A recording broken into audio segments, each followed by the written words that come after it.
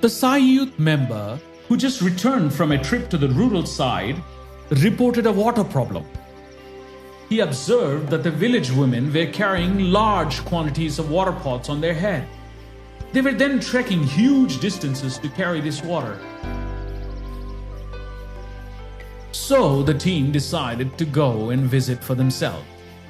First, they traveled in a small car. Then they stopped where the road stopped. From there on, they had to trek, and more trek for hours. The village they needed to reach was called Sankuparti in the area known as Anantagiri. Oh, what a great sign, they thought. Anantagiri sounds so similar to our own Anantapur. And Sankuparti has Puttaparthi in its name, they thought. The trek was treacherous, over rock, through dense forest.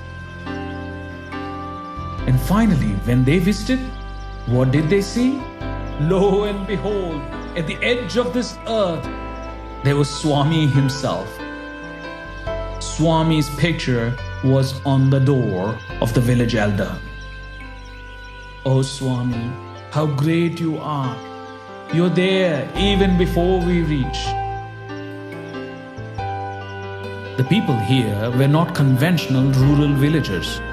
They were tribals. The tribals were much poorer and they lacked exposure and literacy. The survey continued. The only source of drinking water was a polluted water hole in the mountains.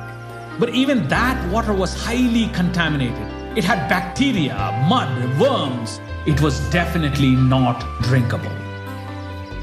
Most of the villagers had to trek to water holes like these to get their water supply. They would then carry this huge load on their head over rock, through jungle to get to their humble dwellings.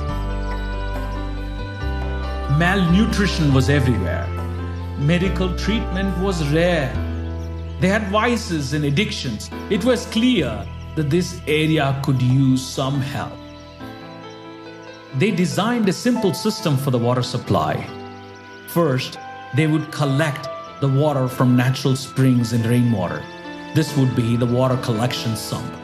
From this sump, which would be on the mountain top, they would draw a pipeline to a mid-level storage water tank. From this mid-level water storage tank, they would draw pipelines to the local villages. At the local village, they would then install a smaller tank to receive the water. All this using natural resources and gravity. This simple design grew. They started tapping the mid-level storage tank for more local tanks. More smaller tanks got set up. More villages were served. As per the design, the water collection sumps were constructed near the natural springs and mountain tops. From the top of the mountain to the bottom, to the mid-level, through dense forest, they had to draw the pipeline. And then they had to build the local water tanks. But this work was neither simple nor easy. Ground was never even. Shifting of the materials was never easy. Tribals too got involved. First 8 Sai youth, then 100, then coupled with the local tribals, it was a huge team that started getting involved in this project. They had to carry the material over damaged roads and failed bridges. When they laid the pipeline, they had to dig deep and they had to lay the pipeline for several kilometers. As the areas were remote, no expert would come on their treks. No worker would easily cooperate. So our youth had to learn these skills. They had to learn plumbing. They had to learn masonry. They had to learn to work with steel. And this learning, they taught to the local tribal. Because when it comes time to maintaining these systems, the tribals had to take care of it themselves. Few kilometers of pipeline became tens of kilometers of pipeline. Few liters of water became hundreds and thousands of liters of water. More pipeline, more water tanks, more villages, more inaugurations. The organization was there to support. More inaugurations attracted the attention of the villagers. The villagers thronged.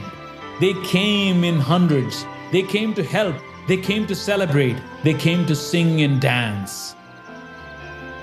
Overall, over 220 water projects were done. Bhagwan guided the youth in public, in darshan. He spoke to them.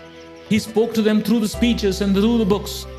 The youth were motivated by learning and reading Swami literature. The project also got transformed. From simple water project, they started including Bala Vikas training for the children. Small makeshift Sai centers were established. Bhajans started to take place. The tribals themselves constructed their own Sai kutirs. The youth started distributing stationery. They started distributing blankets. They started distributing solar lamps. They did tailoring camps. Slowly, our Sai youth started holding medical camps. And those who were very severe, they were brought to the city for medical treatment.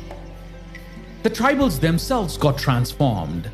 For this last 90th birthday, 1,500 tribal youth volunteered to come and help in the celebrations.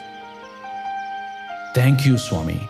Thank you, Swami, for teaching us these valuable lessons and giving us these opportunities to serve. We pray that you give us more strength and more energies to take up activities like this.